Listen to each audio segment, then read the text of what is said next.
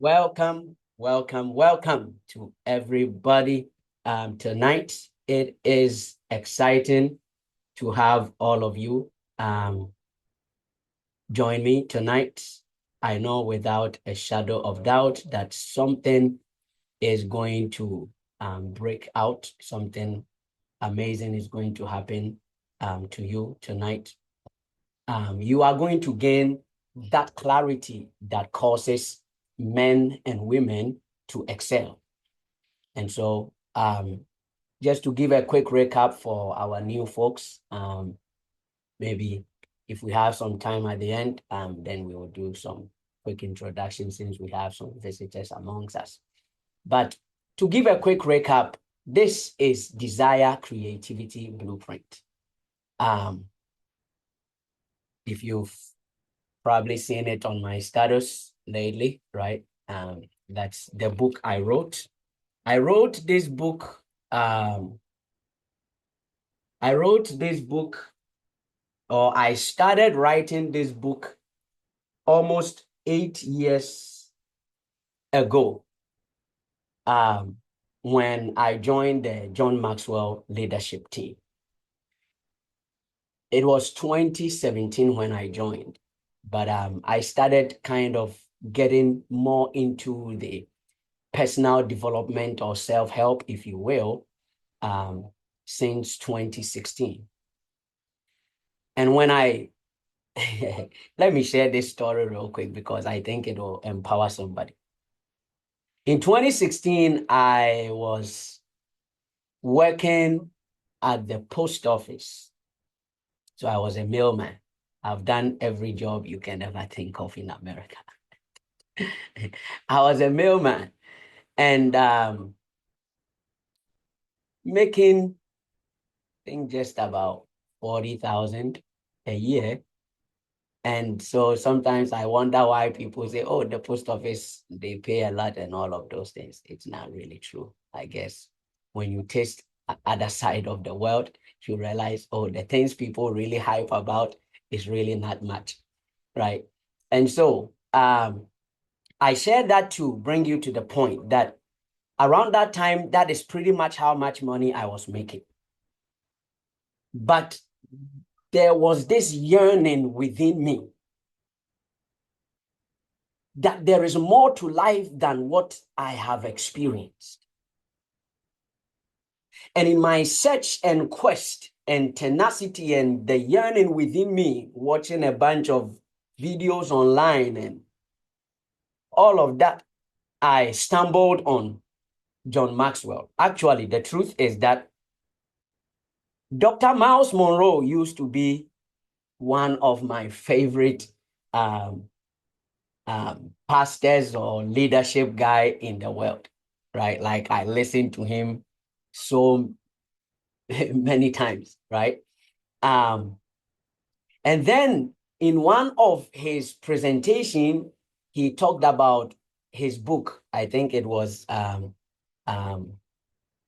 of his, I don't remember the title of the book, but in the book, in his presentation about the book, he mentioned that he has written this new leadership book that has been or was forwarded by one of his mentors. And then he mentioned the name John Maxwell, right? So right there, and I'll be honest with you, if you look at my book collection, you will realize that my books, sorry, I'm changing my name here. That's why my attention is just.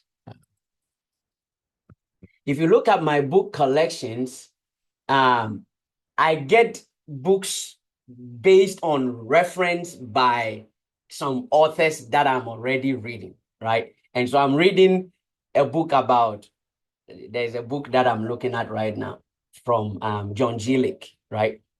And then he referred a certain man that pretty much nobody even talk about. So I went to search for his book, and my goodness, that's a different conversation. But the point I'm trying to make is that most of the books I have are more so like that, right? So yesterday I showed you a collection that I have here. This, right, is my favorite books. If you want them, you can see me, right? These are my favorite books that has really transformed a lot of things about my life, right? And so Dr. Miles Monroe made reference to John Maxwell, right? And right there, it just piqued my interest.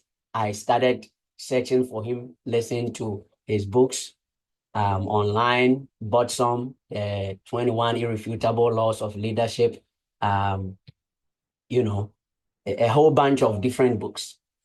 And so I started following him. And the next year, I saw that he was having a leadership. He actually had a leadership school, if you will, or mentorship. And it cost $7,000 in 2017. So I just told you I was making like $40,000 a year.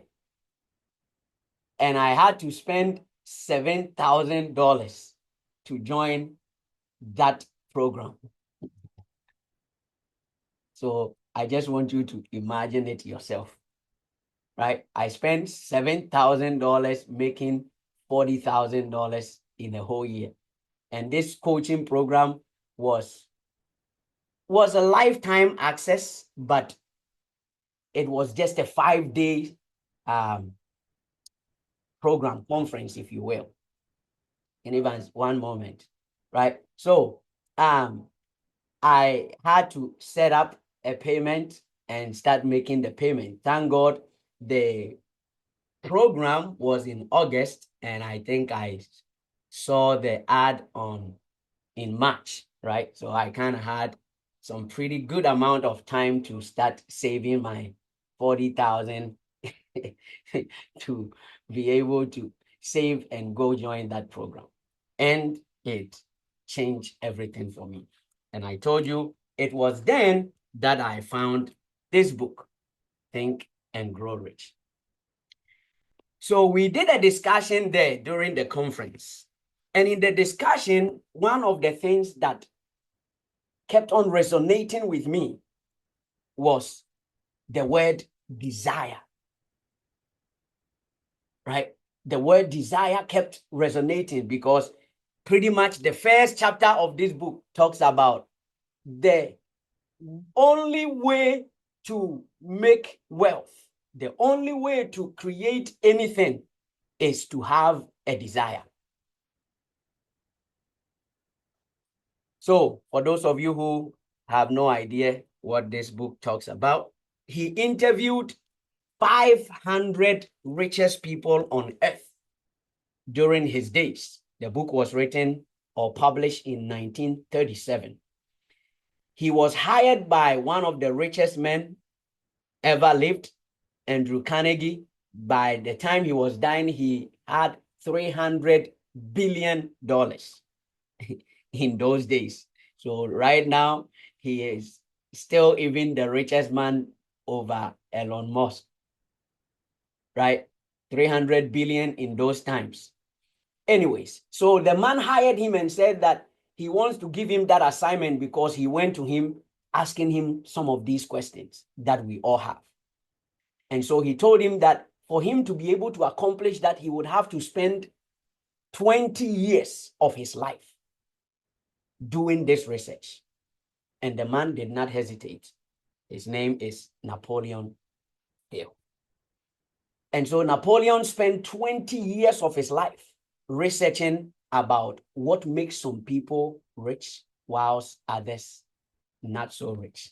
Wow. I just saw something here I was showing somebody. Amazing. I just saw this hiding there because I think I remember I showed somebody. So during so this thing here has been there since 2017. This cardboard you see here, right? So This is how I used to design my books. Like if I'm writing, I mind map it like that. I know right now we have different applications that is able to do that, right? I just saw it and wanted to show you. My point is that somebody has done the work for us. And yesterday I told you that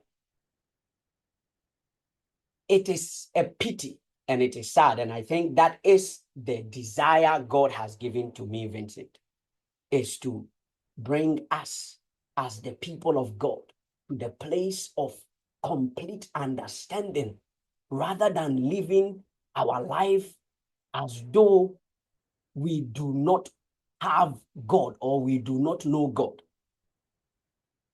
So in a quick summary, before I go there, Mr. Ken, did you have a question? No, it was when you talk about the price, that's when something dropped in me. I Oh. quite remember back in college, we were trying to go on demonstration. Why? Because we said the fees were expensive. So our principal came out and said, okay, there are two options here. If you think education is expensive, there is another option. You can choose ignorance. That's you go home, you don't do the education. That one you don't have to demonstrate against anyone. And it also drew me to when I used to be a truck driver before I got into IT. And when this guy that I went to the classes with said he's charging 3,000, I was actually like, why are you going to charge me 3,000 to teach me something small? And then I remember what my headmaster said. He said, education is expensive, but you can try ignorance. Mm. And I paid the 3,000. And here I am. My life is better than if I had tried the ignorance part. So anytime I want to go for any training, that thing, and I want to think about how expensive, or if I see any book I want to buy, and that thought want to come in and say it's expensive, that thought will resonate more than the thought of being expensive. That's what I wanted to add. I love it. Thank you. I appreciate that. Right. Thank you. That's powerful. So let me do a quick recap uh, of last night. So last night we started trying to understand what a desire is. And we came to understand that desires are not from us. Desires are through us. So the desires you feel in your heart, they are not from you. In Shraba, they are not from you, Mr. Ken. They are not from any of us. You are only a channel through which that desire is seeking expression. And the reason why this is so true, or we have to understand the truth of this, is that everything we see around us was created as a result of a desire. We talk about necessity is the mother of invention. But in my own way, I say, if necessity is the mother of invention, then desire is the father of invention. Because it is the father who produces the sperm for the mother to conceive, to bring forth. So there are a lot of things that are necessary. But because we do not have the desire, but in this class, I want to turn it that not that we don't have the desire, the issue is we don't understand what a desire is. Because every single one alive has a desire. Again, my great mentor, Dr. Miles Monroe, said that the wealthiest place on earth is not the oil drills or the gold mines. It is the cemetery, because that is where all the books that were supposed to be written was never written. The inventions that were supposed to be to be done were never done. But I go on to add to that one too, that the cemetery is not the richest place. The richest place is actually the place of ignorance. The cemetery only said, time out. I have given you enough time for you to bring that which you have conceived, for you to bring out that which the Father of life and of spirit is trying to birth out of you. But because you do not understand, for lack of knowledge, my people perish. Because you do not understand, you think it is you. And because you think it is you, you classify yourself in these ways. I am not good enough. I don't have the resources. I don't have the capabilities. I don't have the connections. I have what if I fail? All of these things are as a result of us not understanding what a desire truly is. And so again, we answered these three questions. The first question is, what is a desire? And we understood that the desires do not come from us because there is nothing in us. It comes from the Father of life. He said, we are his workmanship. Philippians chapter 2, the verse 13 says that it is he that works in us to will and to do. Again, I kept saying it yesterday. I'm not preaching. I believe that with the multitude of books that I have read, one of the things that has been consistent, that has affirmed my faith, is that every single one of them talks still about the authenticity of the scriptures. And so again, if you are here, unfortunately, it looks like everybody here believes in God. But if you don't, I still want to recommend that to you, that it doesn't matter the achievement. The secrets of life are all embedded in scripture. Okay, so now that we have answered the first question, that our desire are the yearnings of God seeking expression through us, the second question becomes, where do they come from? But again, if you are paying attention, you realize that the second question has already been answered in the first, that the desire does not come from the self, it comes from the source, the one who created you. So yesterday we went a little bit into the intricacies of this being called man, that God, the Bible says, in the beginning, God created the heavens and the earth. The earth was without form and void, and darkness was upon the face of the earth. And the spirit, which is called God. I don't want to do a theology with that, but when you read the spirit of God, it doesn't mean God has a spirit. God does not have a spirit. God is a spirit. So right from the beginning, chapter 1 of Genesis 1 tells us that God, who created the heavens and the earth, is a spirit, and he was hovering over the face of the earth, which was formless. And what did he do? He spoke. Those are going to be some of the things we will deal with later.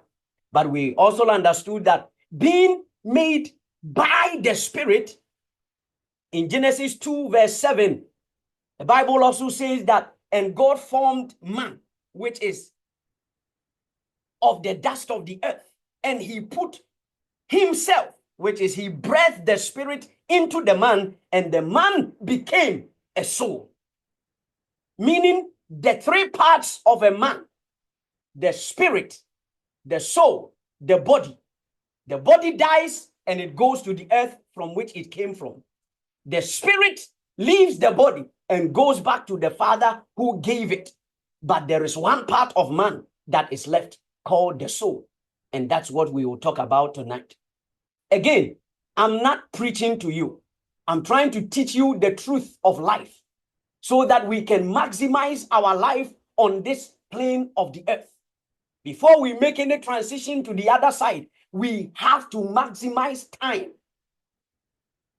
I said yesterday that the church has accepted the person of God, which is Jesus. And we have rejected the principles of God, which is what we are learning. And that is why we struggle. That is why we are poor. That is why we suffer from the imposter syndromes and the anxieties and the not good enough and all of those emotional stuff that we deal with, because we don't understand the principles that makes life go. And that is what we are trying to understand. Before you can establish any goal, before you can put in any work, what categorizes the successful from the unsuccessful is not about their work ethic. That is 20%. The 80% of the work is done in the mind. And that's what we want to deal with tonight. So yesterday we also defined, we defined what a desire is. We answered the question that where does desires come from? Then the third question was, what should I do with those desires? And the answer was that we express, we give life to that desire within our heart. Now, that goes on to answer one of the most asked questions in the church. How do I hear the voice of God? This have answered that if you are following. The voice of God is spoken through your desires. Maybe let me answer another question that probably is popping up in your head. What about the bad desires that I have? You know that it is bad, so you know where that falls, right? But again, that question will be answered in my next conversation right now. Tonight, we want to establish a definite expectation. You defined the desire that you want. I gave a documentation, so for those of you who do not have it, I can drop it for you, right? So we have a document or a worksheet, actually, a worksheet that we are working through. And so let me drop it real quick. It's called the Desire to Reality Checklist, right? So I've dropped it in there. And also, we are also using my book as well, because it has the parts where we answer those exact same questions in the book. So if you don't have one, you can order it on Amazon as well, right? So quickly, so tonight, we want to establish an expectation. Again, an expectation is not hoping that peradventure or some way, somehow, the thing will happen. That is not an expectation. That is just hoping. An expectation begins from within. Where there is an expectation, effort becomes effortless. Efforts become effortless. The desire to do becomes effortless because you have an expectation of the desired outcome.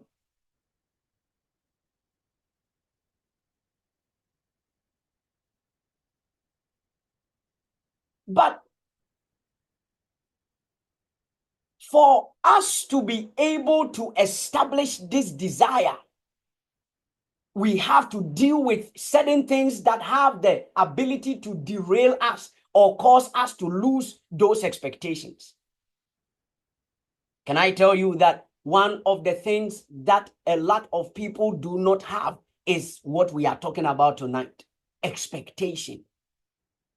And the reason you don't have the expectation for that which you have written down for years now, the business you are wanting to start, or the company, the book you want to write, the the song you wanted to sing, right? The ideas that are all stuck up in your head, or some of you have gone to the step further by writing it down. You have a book full of ideas, and yet you have not been able to do anything with it, is because you have not established an expectation. And we want to deal with why you have not established the expectation. Is because you have what you have heard over and over again called limiting beliefs. Now, let's talk about that. Your limiting beliefs came because of three things I told you yesterday: the people, the place, and the things you have experienced. When a child is born, they have no fear because they have no limiting belief. We all know that. We've seen that all around us. You put a child on a table, it will try to jump or climb or whatever. There is nothing like, oh, I will fall. Why? Because it lacks data. The child have no information.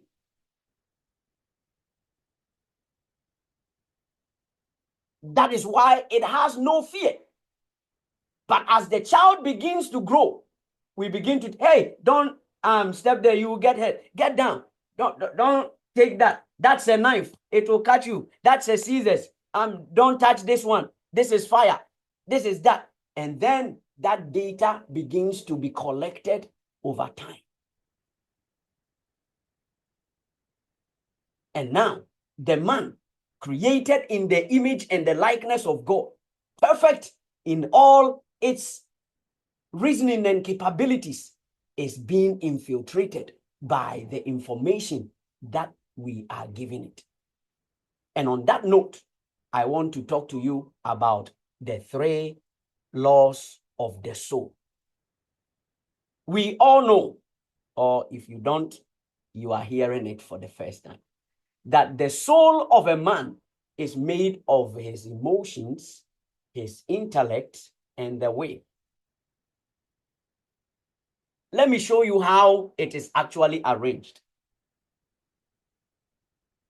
It begins with the intellect, information. Then that information triggers an emotion. And based on the emotion, the will is either empowered or weakened. I want you to listen to me carefully and make your notes. This is what makes a soul. Again, I'm not preaching, but the point I want to make here is that man is not a spirit. It is a lie from the pit of hell. Man is a soul. And the man became a living soul, not a living spirit. The man is not the body. The body is the temple, is the house. In fact, if you go into details, the body is actually the house of God, is the house of the spirit. Do you not know that your bodies or your temple are your bodies are the temple of the Holy Spirit? So you are a soul. Every page of scripture talks about man as a soul. The soul that sin, it shall die. When you are going out to evangelize, what do you say? You are going to win what? Not spirits, not bodies, but you are going to win soul. Because from the very ancient times when we started reading scripture, they understood that the man is a soul. It is the soul that goes to hell. It is not the spirit. The spirit belongs to God. It is God who is spirit. The body was taken from the earth so that the man can, or the soul, which we call man, can relate to the environment in which he is placed. So you are a soul. And until you understand who you are as a soul, you will not maximize your time here on earth. So as a soul, you were, again, the reason I keep saying I'm not preaching is because it might sound like it, but I know how we perceive preaching. That's why I keep saying I'm not preaching to you.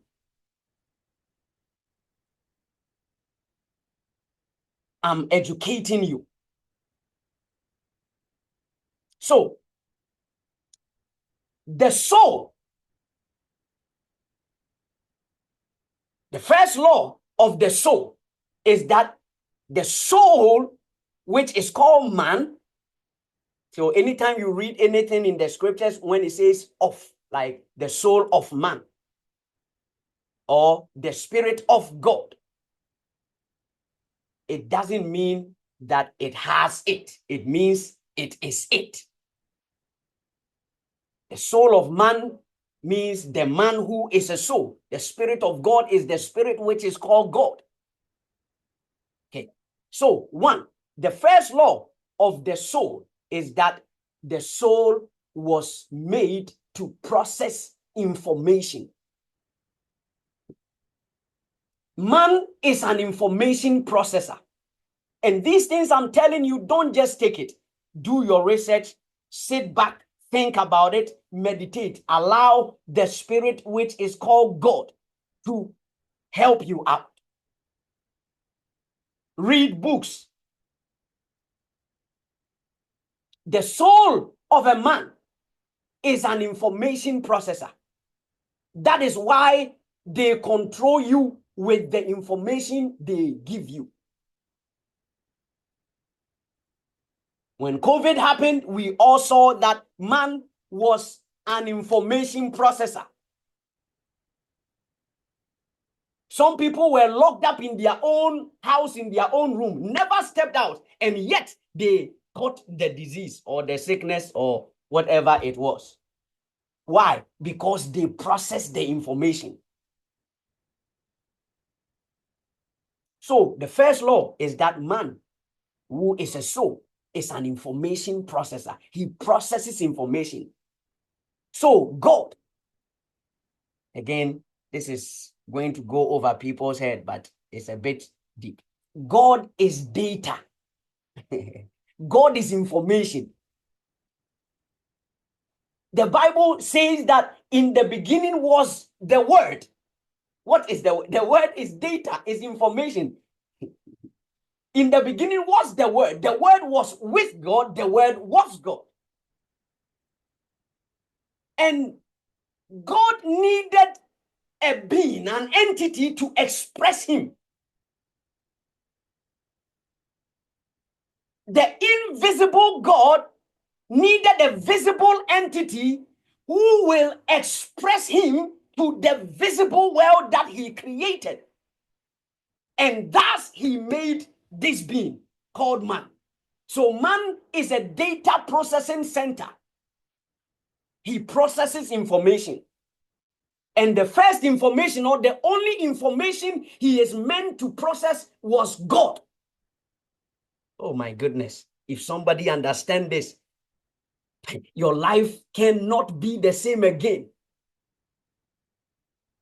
You are meant to process God. So when the Bible tells you that you are the house of God, what he's telling you is that you were made for God, to process God.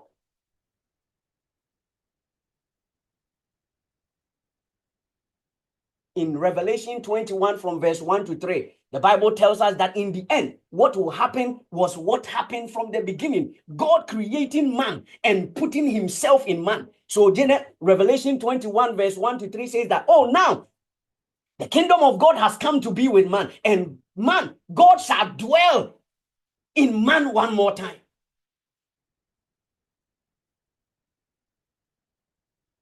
See?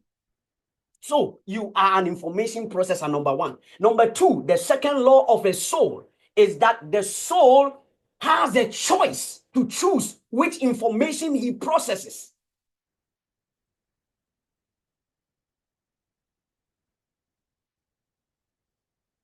Number three, for the sake of time, is that the information you process, you become, or you create an output. Let's do a little IT here. I think we have some good IT people here. So the simple basic thing is input and output, right? What you put in becomes the output, right? So man as a soul processes information. The information he was created, his first functionality, the reason, the purpose for man being created was to process God. So God said, I made you in my image and in my likeness. I created you to process me, express me. That's what I'm trying to tell you. But man, lacking that understanding and that knowledge, another spirit which has been corrupted took a hold of this processor and entered it, right? Gave it data. And by that data that he collected, he began to produce an output. That is what sin is. Sin is you taking in a certain kind of data. The reason your pastor tells you to listen to the messages of God over and over again and listen to gospel song and all of those things and stop going to the club and stop listening to all of those things that does not benefit you is because he understands. He's not telling you how I'm telling you now, but he's telling you that these things corrupt you. That's why I'm telling you, I'm not preaching to you. I'm educating you so that you understand it from a different perspective rather than understanding it as a preaching, because we process preaching different. So when you understand this, now you know that I have to be careful what information I put in myself. Because as a soul, you process information.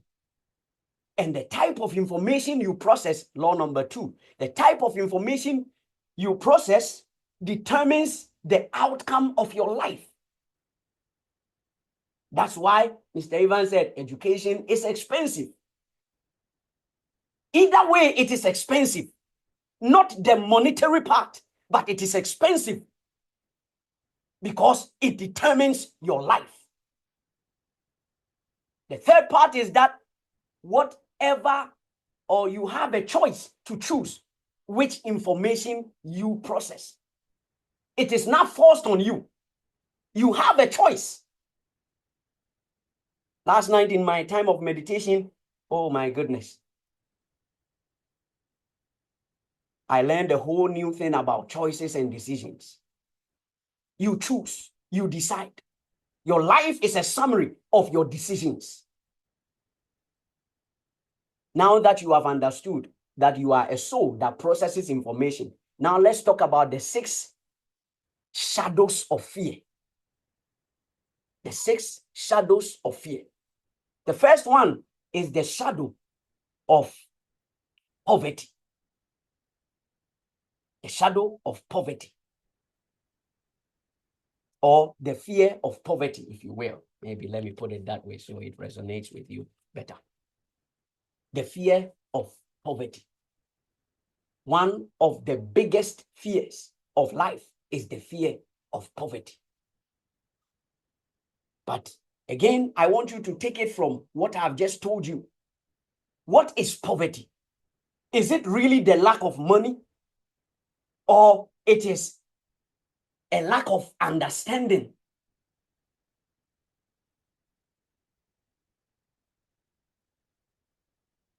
When you start thinking of not having enough money, or how poor you are, or how broke you are. You see, when we were growing up, all of us are Africans. The one thing they kept telling us, you are from a poor background, so be careful. Don't do this, don't try this. I want to go to GBC4, but I can't. Right? All of the things they keep telling us begin to program us. Oh, your family, we don't have some, also do your things in information. And as a soul, you began to process those information. Let me quickly run through it. The next fear is the fear of criticism. Most of us, again, from our background, we became timid, including myself. I think I was number one, actually, because you get criticized so many times that you become very timid.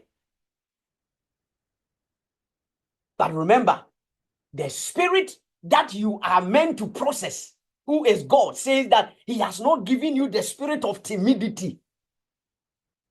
See, now the scriptures will start making sense to you. When you read it, you know he is telling you because he knows you are an information processor.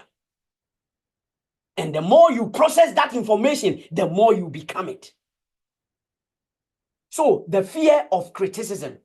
Most of us don't attempt anything because we are afraid that somebody or some people will criticize us.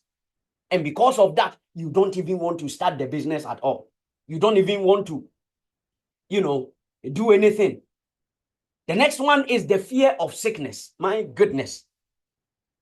I can boldly say this one. For the fear of sickness, I have overcome it. I have said it so many times to myself that I cannot be sick, that I just simply cannot, because I am an information processor. Process it. Keep telling yourself. There's a story about Pastor Chris. He said when he started ministry and he kept preaching that the Christian is not meant to be sick. But guess what? Every single week or month, he was always sick and they took him to the hospital. And he said one of his leaders asked him, Pastor, you've been telling us, the Christian is not meant to be sick. Why are you falling sick? He said, the fact that I am falling sick doesn't mean that the word of God is not true. My goodness. I'm not preaching. So the next fear is the fear of old age. I'm too old. I'm growing. These things, I cannot do them anymore. When I wish I was 18 years, I would have done this and that. Now I'm too old. No. Get that fear out. There is nothing like old age. As the saying goes, age is just a number. Whatever you feel, the spirit of life prompting you as a desire to do, just do it. Thank God there's no old person amongst us. We are all young. Don't wait. There's a research that when we are within our teens and our 20s, we are excited about life. We want to do this and this and that.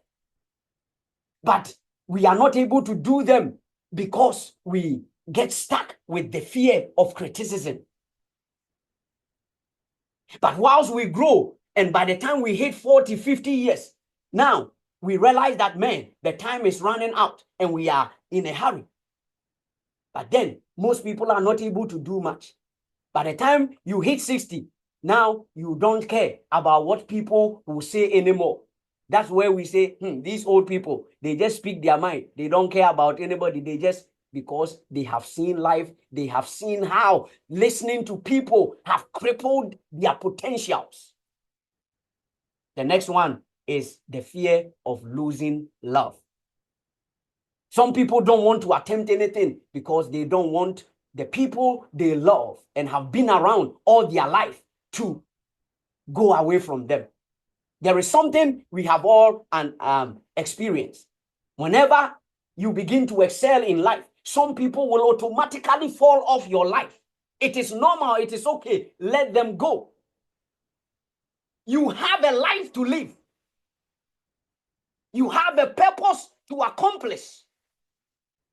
Forget about what people will say. Whether you fail or you succeed, they will say, be you. Because there is no one like you. You came into time for such a time as this to fulfill a particular and a specific purpose. And God, your Father, is counting on you. Last but not the least is the fear of death. Paul said to us, by the revelation of the Spirit, that, "O death, where is your sting? O grave, where is your power?" People of God, as I end, I want you to know that there is no fear at all. Zig Ziglar said that fear is false evidence appearing real.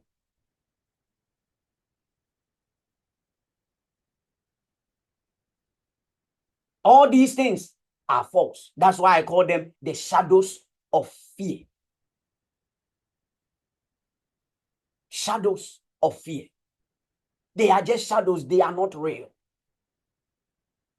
For you to be able to make life work for you, happen for you, be happy that you are alive. So many people have been disappointed by life so many times, but the problem is that they still cannot see it from themselves. It has to be somebody. They have to find somebody to blame. It has to be a neighbor, a sibling, a family member, or the witch, the wizard, the devil, demon, or God. It's never them. Because to them, they are just a robot. I have said it. To them, they are just robots. They don't have any will. They don't have any power within them. Everything has to be either God or the devil.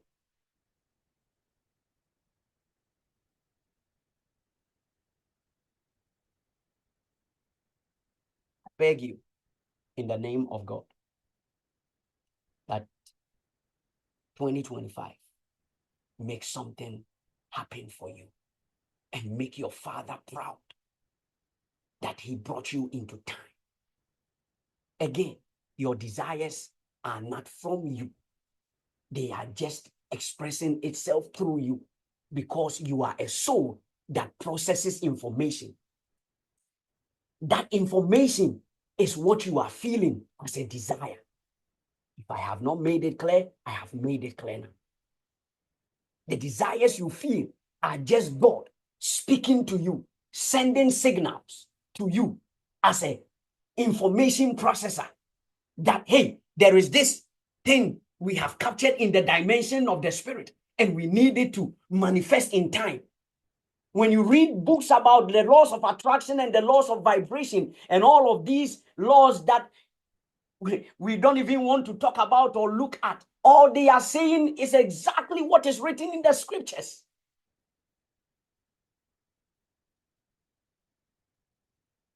That you don't get what you want. You only get who you are. Who are you? Are you not the son or the daughter of God? Why belittle yourself? Why look down on yourself and say you are not good enough? You don't have what it takes. I don't have this. I am not this. I'm not that. No, you are all of it. It is all embedded in you. The three parts of you, the spirit who communicates to you by those desires, the soul which processes that signal that you receive from the spirit, and your body is the house that is meant to give it expression. This is who you are. And now let's go and establish an expectation for our desire tonight. Let's take our desire to reality checklist now. Any question before we go into that?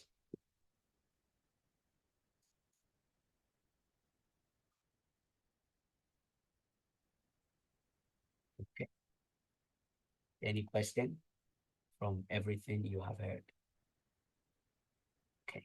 If no question, let's go through our desire to reality checklist, right? So for the sake of my new people, so discover what is standing between you and the life you've always wanted. And all of these are things I've talked about. Yesterday, we started with defining our desires, right? So if you have not done that, please do it. let's follow through it, right? So what are your top 3 desires or goals you want to accomplish? We want to do 90 days, right? The next 90 days, what do you want to create, right? So please do that. I had mine here. I think it erased, but now we also went on to ask a question, and some of these questions are asked because at the end of these 5 days, I want to be available to help you establish some of these things, right? So that you can maximize 2025. And so how clear are you on what you want to accomplish, right? If you are clear, excellent. If you are somewhat clear, if you are not clear and you need some help, I am here to help you. I can schedule a one-on-one session with you and we can dive into this, right? And the last question these are from yesterday, right? Just going over them, defining your desire is how often do you feel distracted, right? Because these are some of the things that makes us not be able to even start in the first place, right? And so unsure about the steps to take toward your goals, like do you really, meaning you are able to stay focused and you know your next step, or occasionally you get veered off, or you are often struggling to stay on course, right? Then tonight, we want to look at establishing powerful expectations, right? So do you set specific expectations for achieving your desires? Or do you find yourself unsure of what's realistic, right? So I need you to answer this. And please, again, if you cannot write in this document because you don't have the software that will be able to do that, please get a book, right? I don't want you to get a piece of paper. If you are doing that now and you are going to translate it into a book, great. But please, I beg you in the name of God, get a book, right? Something you can go back to. A piece of paper, before you know it, is lost, right? And you are back to the same place. This is not just to take your night for nothing, right? Is to make sure that by the end of these 5 days, you have that absolute clarity. That's why I'm really dealing with the root cause of things, right? So that we can break free and actually live a meaningful life, all to the glory of the one who made us. So, do you feel confident or limited by doubts when thinking about your goals, right? That's what we just talked about. If you have some of these doubts, then it means that you have not understood who you are as a soul, right? That the reason you feel the doubts is because there is some information you have processed over time.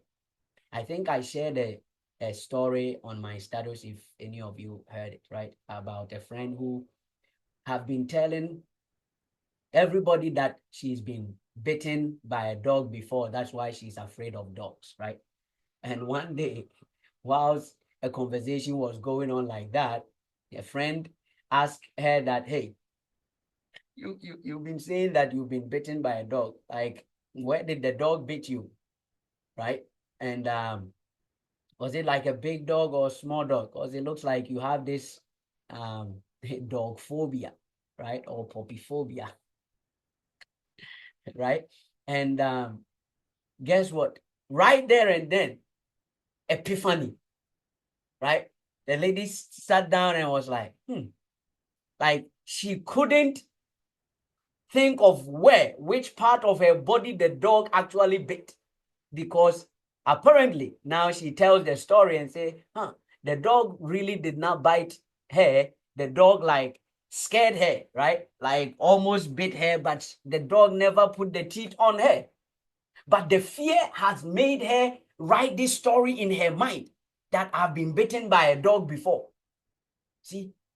And throughout all her life, she's been telling this story. That, oh, I'm afraid of a dog because a long time ago a dog bit me.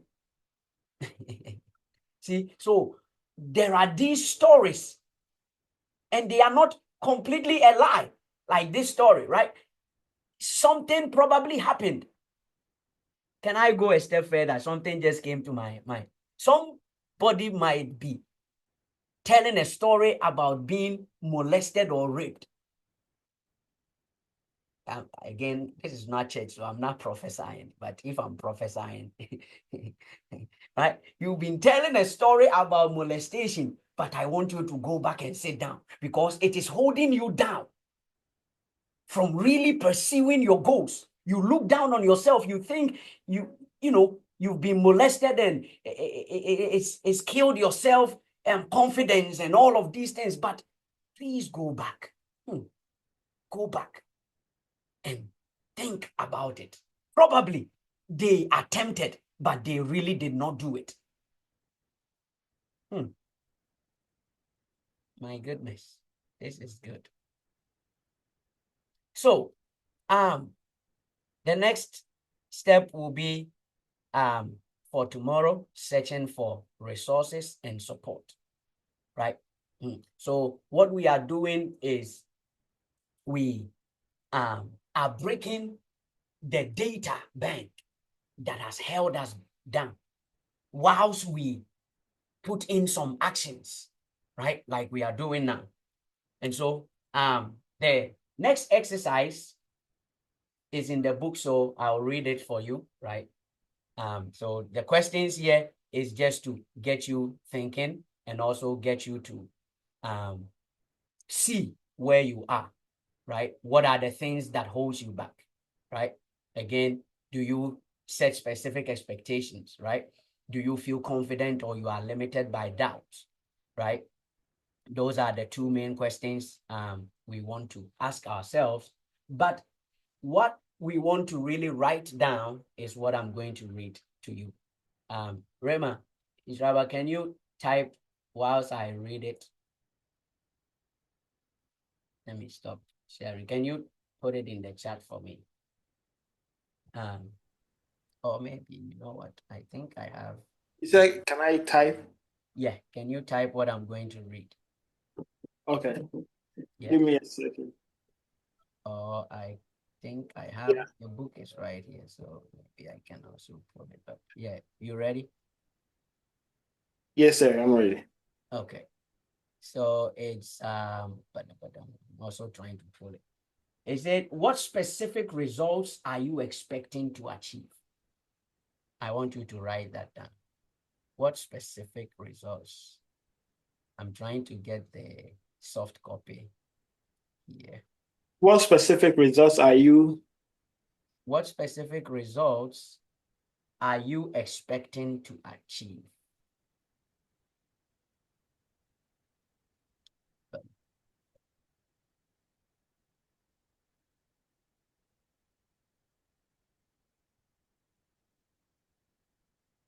So please, I want you to answer these questions for me and for yourself, right? Please, I beg you, not because it's my book, but it's my book, right? Get a copy. I know without a shadow of doubt that this is a game changer. I think, It's going to really. can I say something? Yes, please.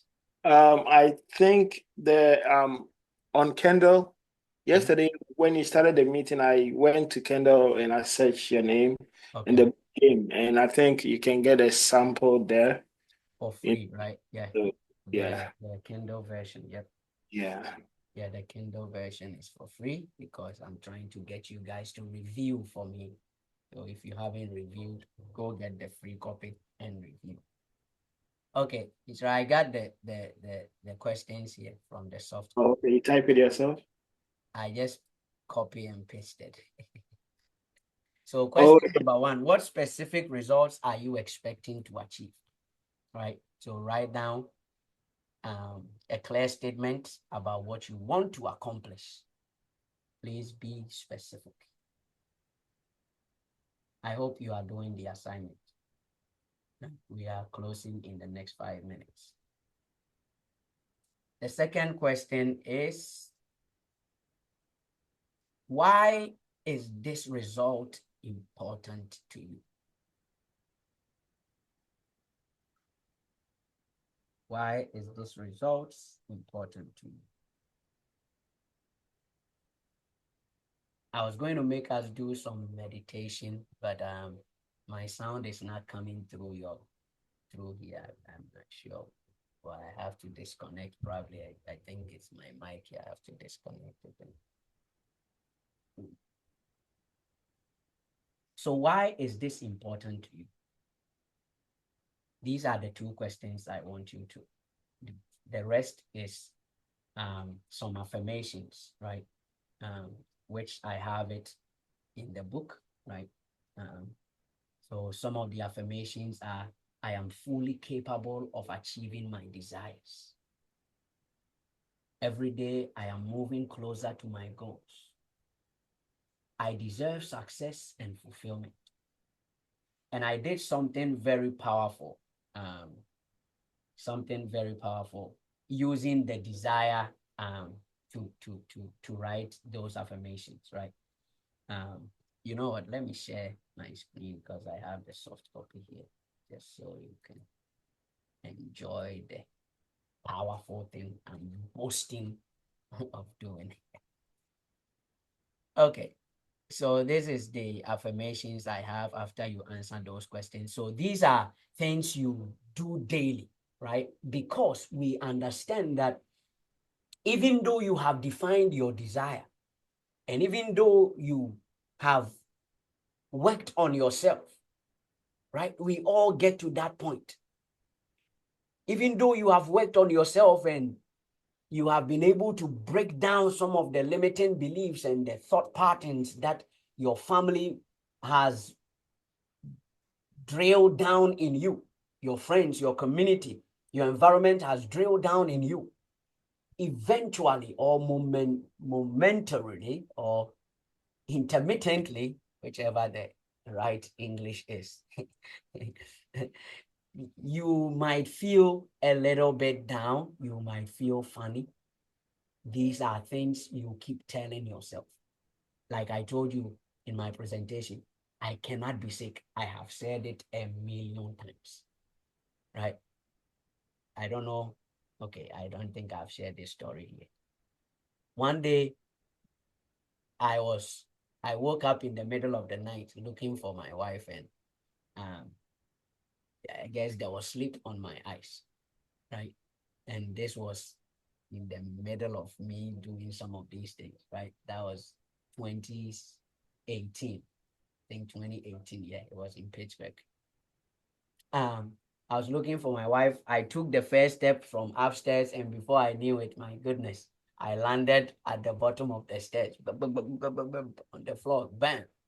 Guess what? The next thing that came out of my mouth is, I cannot fall. Right? I'm not saying this to boast or to pride myself, but to let you know that you see these things to reprogram this house, which processes information. Right? So please, I have done the work for you, right? So defining your desire, these are things you can say. I am clear about my deepest desires and committed to achieving them. My vision is uniquely meaningful, and I embrace it with confidence. I trust myself to pursue my desires with purpose and with clarity. Now that we are talking about establishing your expectation, these are some affirmations you can use. I believe in my ability to reach my goals and fulfill my desires.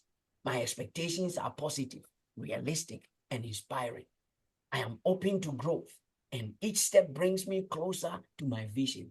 And let me say this, please, please, these are not just mere words. These are not just some things that, oh, everybody is doing, and that's what. No, I'm telling you, these are things I have done myself all this while. Okay? These are things we have done. And we have seen the results. I showed you guys this yesterday. I created this planner here, 2019, right? 2019, not 2029. I know it might look like 2019. We are not in 2029. 2019, right? That's when I created this. So like I told you, I've been working on this for the longest time. But the truth is that I felt like I didn't have the data enough to put in the book. That's the truth, right? I was waiting for the moment where I have all the so-called desires or the results to prove that this desire principle I started working on, it actually works, right? But in the book, I chose not to talk about my own personal experience. I just wanted it to be concise, simple, and straightforward, right? But again, my point is that I am a living proof that desires are the creative force of life. You are blessed. Thank you for tuning in tonight. Please, I open the floor for any questions or comments before we close. We will meet again the same time, God willing, tomorrow, 8 p.m. Central Time to 9 p.m. And we are going to take on the next phase, which is searching for resources. You've defined your dream, your desire, your goal, whatever you want to call it. Tonight, your assignment is to go and write down why you want to create this desire and what are some of the limiting beliefs that is holding you back. Why do you procrastinate? You procrastinate because you are trying to find a reason or an excuse why you are not capable of doing it. Right? Maybe tomorrow I'll show you about the cycle of human reasoning. That what you tell yourself creates an emotion. By that emotion, it propels an action. By that action, it goes back to fulfill the lie or the story you have been telling yourself. So you say, I'm not good enough. And so because you tell yourself you are not good enough, the feeling of not being good enough holds you down. And so now you don't take any action. And because you did not take any action, you don't see any results. And not seeing any results goes back to confirm to you that, you see, I'm not good enough. That's why I'm not able to do this. Right? The fear of failure. You tell yourself that the emotion is stirred up. And so you are doing the thing, but what if this thing does not work? And so you are not putting in enough effort because you are afraid of failing. So you are not putting in enough effort. And not putting in enough effort shows that or gives the results, which shows that you are probably failing because you are not doing the work you are supposed to do, which goes back to confirm to you that, you see, told you I'm not, I was going to fail. But if you tell yourself, I am well able, I am capable of doing this, what happens? You put in the effort, massive effort. And by putting in massive effort, you begin to see the results. And that result goes back to confirm to you that, in fact, you are well able and capable.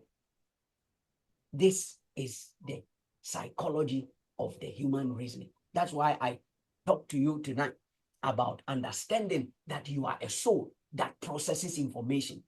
Your inabilities, your lack of effort, your lack of enthusiasm, the lack of motivation, and all of those things that you use as excuses are as a result of you not understanding that it is all data.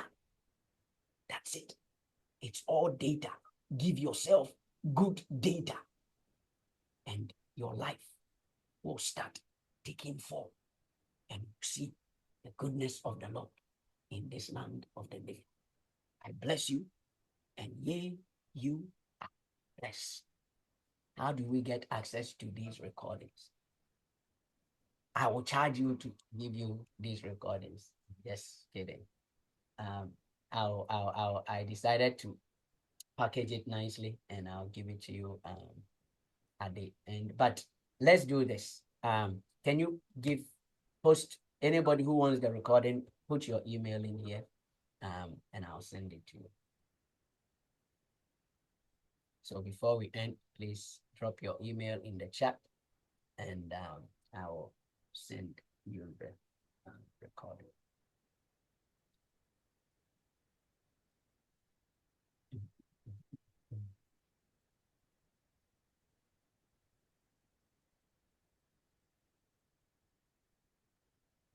So any feedback? How are you guys enjoying this class from yesterday, today? How is it? Enjoying it. Thank you. What's that? I said I'm enjoying it. Thank you. What do you mean you're enjoying it? I mean, like, yeah,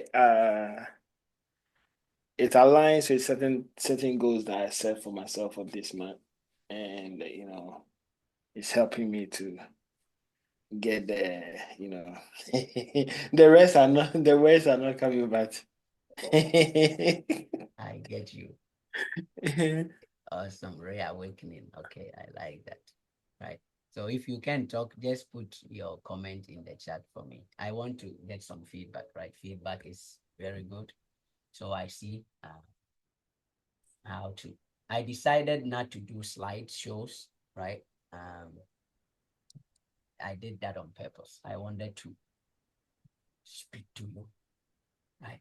Because I'm just like all of you, right? We all struggle with the same things, and sometimes, right, you just need somebody to speak directly to you in the language you can understand. And so that's why I'm doing it this way, right? So GIS brings innovation. I was very happy I finally was able to participate. Awesome. The more purpose-driven life. Okay. Let's sign up. Let's go. What you got? I wanted to say, can you hear me? Good evening, everyone. We can hear you. Good evening. I wanted to say that I really like the way you're connecting everything to the Bible, like going back to the basis of everything, even though like you read so many books, right? And that book, Think and Grow Rich, I read that book, but I was so confused. But now I'm gonna go back and reread that book again. Yeah. Maybe now I'll get more out of it this time Yeah. than what I did, So I appreciate that. Yes, ma'am. Thank you. Yeah. And I think I get why you got confused, right? Because most of the times, right, especially with the title like that, Think and Grow Rich, right? I know it says think, but our mind quickly pick on the rich, right? And so because our mind pick on the rich, we are looking for what I did in this, my book, right? We are looking for some form of some practical steps. What do I have to do, right? I think that's what I was looking for, to be honest. Exactly, right? What do I have to do to grow rich, right? But it's more teaching you the psychological part of it, the way to think. That's why I said that 80% of the work is actually in here, right? If you understand the human psychology and who we are as a being, then you are able to maximize it. Eresi, you have a question? No, I don't have a question. I just wanted to say I'm enjoying it so far. I wasn't able to join yesterday, but today so far, because I've also been trying to listen to a lot of positive talks, and because I learned that most of the stuff, like you're saying, it starts from the mind. It's a mindset. It's a mind game. So once you're able to program your mind correctly in the right direction, then everything else can kind of slowly fall into place. So I'm just enjoying, hearing all those things and kind of reaffirming those things as well. Excellent. Awesome. Yeah.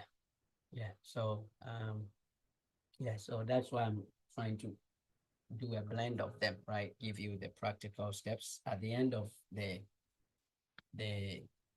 class, I'll give everybody this one here, right? Um, so that you can have this for life, right? I use this to plan everything I do, right? I write and follow the step by step of it. So you are all blessed. I'm glad to be serving you in this capacity. It's a joy to be able to be a blessing to you. So let's go make it happen. I'll see you guys tomorrow at the same time, 8 p.m. And again, you are free to invite as many people as possible. It's free. Let them come and learn as well, right? Together, we all grow, and together we become the person we were made to be. So please invite people, let them come and enjoy it as well. Thank you, and have a good night. Thank you, sir. Good night. Thank you. Good night, everyone.